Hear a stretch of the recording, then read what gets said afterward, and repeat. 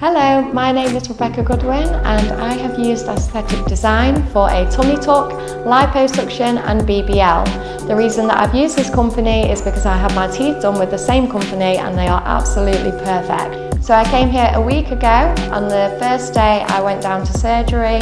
It took 5 hours for the surgery and then I was looked after in the hospital for 2 days after that. They made sure that everything was fine before they sent me back to the hotel, which was gorgeous as well. I'm really happy with the results so far. I am still wearing compression garments, but I have had a cheeky look and I am amazed by my new body. I am in love with it. I'm really surprised at how I feel after the surgery. I've actually been walking around Antalya quite a lot since.